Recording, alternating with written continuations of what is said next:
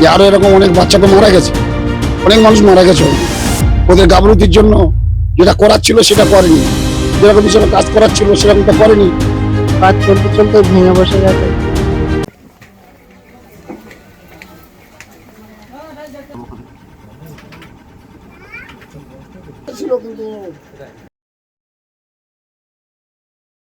ঘটনা বলতে ওই তো কাজ চলতে চলতে ভেঙে বসে গেছে। আমরা তো ছিলাম 4 জন।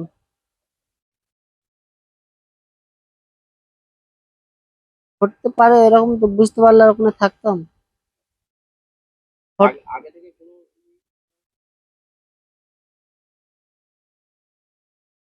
হ্যাঁ, দুলছিল বিল্ডিং। বলেছিলাম বলেছিলাম সাপোর্ট মারার কথা ছিল, 2 সাইড দিয়ে সাপোর্ট মারেনি। ওইভাবে কাজ চলছিল। 9 তারিখ থেকে কাজ করছিলাম। আমাদের ঘরে আসার কথা ছিল 2 দিন পর। ওই স্ল্যাবটা কাজ সেরে দিয়ে তার খালেক সর্দার, সে মারা গেছে। 3.5 ঘন্টা সব চাপা পড়েছিলাম, ভিতরে পুরো অন্ধকার। চেল্লাচ্ছি, কেউ শুনতে পায় না। 3.5 ঘন্টা পর সব পুলিশ টুলিশ এসে কেটে কেটে বের করেছে। মনে করছিলাম যে আর বেরোতে পারবো না, সব মরে যাবো এর ভিতরে পড়ে। 4 জন। আর উনি ছিল বাইরে। হ্যাঁ, ও বাইরে ছিল, ও ওপরে উঠে এসছে সাথে সাথেই বসে গেছে।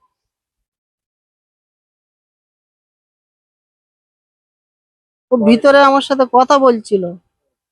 3 ঘন্টা ওর সাথে কথা বলেছি আমি, যে ও বলছে আমার পেটের উপরে চ্যানেল পড়েছে, আমার কষ্ট হচ্ছে। আমি বলি একটু সহ্য কর, সবার বাঁচিয়ে নেবে। তারপরে আমাকে হসপিটালে নিয়ে চলে আসলো। আর হ্যাঁ, চাপা পড়েছিল।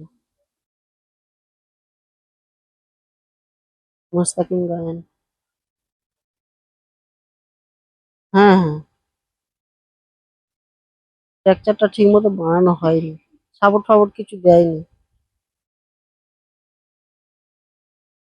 হ্যাঁ, বলেছি আমরা, দেওয়ার কথা ছিল, সেটা করেনি। পাইপ লাইনের ওখানেই প্রথমবার, এই পাইপ লাইনের কাজ প্রথমবার কলকাতায়। তাই বর। যে আরো এরকম অনেক বাচ্চা তো মারা গেছে, অনেক মানুষ মারা গেছে ওখানে ওদের গাফলতির জন্য। যেটা করার ছিল সেটা করেনি, যেরকম হিসেবে কাজ করার ছিল সেরকম তো করেনি। উপর থেকে আমরা ঢালাই করেছি, অনেক বোম্বাইও কাজ করেছি, এই ছেলেরাও কাজ করেছে, এই মোস্তাকিনও কাজ করেছে। কিন্তু ওদিকে নিয়মটা হলো নিচে থেকে ঢালাই করে উপরে যায়, আর এখানে হলো কি উপর থেকে ঢালাই করে নিচে আসছে, শুধু অ্যাঙ্গেলের উপরে সাপোর্ট দেয়নি, কিছু দেয়নি। আর ওদিকে বিম হয়, এদিকে কোনো বিম দেয়নি, শুধু লোয়ার অ্যাঙ্গেলের উপরে নাট এটে দিয়ে কাজ করে আসছে। তারপর আগে থেকে নাকি দুলছিল, আমি তো যাইনি ওখানে, আগে থেকে নাকি দুলছিল। ওনারা বলেছে, লেবাররা বলেছে, পাইপ লাইন যারা কাজ করে তারাও বলেছে যে স্ল্যাব এদিক ওদিক করছে, হেলচে দুলছে। ইঞ্জিনিয়াররাও বলেছে, সুপারভাইজাররাও বলেছে। ওরা বলছে সাপোর্ট মারবে মারবে মারবে মারবে, এই মারবে মারবে করতে করতে এত অ্যাক্সিডেন্ট হয়ে গেছে। অবশ্যই গাফলতির জন্য, এটা যারা করেছে তাদের গাফলতি। এরা ঠিক মতো দেখেনি, এরা ভুলভাল কাজ করেছে, ভুলভাল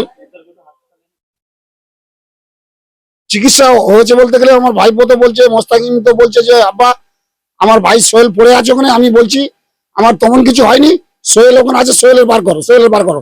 আমার কথা বলতে দেয়নি, টাইম দেয়নি, আমার ধরে সাইল, আমার কথা বলতে দেয়নি, আমার ধরে নিয়ে টিচারে শুয়ে হসপিটাল নিয়ে গেছে। নিয়ে গিয়ে কিচ্ছু করেনি, ওখানে নিয়ে গিয়ে আমার শরীরটা খারাপ করতেছে। নিজে খালি 2 টাকা করে বড়ি দিচ্ছে, কিছু দেয়নি। যখন মিডিয়া আসছে বা কেউ আসছে ভালো আছে ভালো আছে, তখন সবাই সামনে আসছে, তারপরে কেউ আর আসছে না।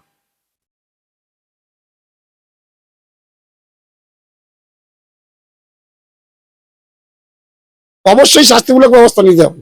এটা এমন শাস্তি পায় ভবিষ্যতের জন্য এরকম আনলিগাল কাজ না করে, আর না হলে ওইরকম কাজ করে, ওইরকম কাজ না কোনো জায়গায় কেউ করে। এই শাস্তি না দিলে আবার ফের পুনরায় অন্য জায়গায় ওইরকমই কাজ। তো তুলিনি, নাম শুনে তুলিনি, মুসলমান জাতির নাম শুনে তুলিনি, ওরা ওরা তুলিনি, ইচ্ছা করে তুলিনি, ফোনে লোকেশন পাচ্ছে তাও তুলিনি, ওরা ঘুরে ঘুরে চলে আসছে, ওরা তোলে না, ওরা যে মরবে তার কোথায় এড়াবে, একটা কোথায় বাচ্চা এড়ায়নি, ভালো মানুষ ডাক্তারখানা নিয়ে এরা গেল, ইচ্ছা করে মেরেছে। কথা বলছে, ভালো মানুষ কথা বলছে, পানি চাইছে, সেই মানুষ মরে গেল। যে যাচ্ছে ওখানে তার সঙ্গে সে ইচ্ছা কথা করে। বলছে ভালোভাবে, ওরা দেখা কোনো করতে কোথায় দেয় এড়ায় না, না। কারোর সাথে দেখা করতে দেয় না, কাটনে গালিও ঢুকতে দেয় না, ওরা ইচ্ছা করে মেরে ফেলেছে। আমাদের ভিডিও ভালো লাগলে লাইক এবং শেয়ার করুন। কমেন্ট সেকশনে গিয়ে জানান আপনাদের মতামত। আরও ভিডিও পেতে আমাদের চ্যানেল সাবস্ক্রাইব করুন এবং প্রতি মুহূর্তে খবরের আপডেট পেতে প্রেস করুন বেল আইকন।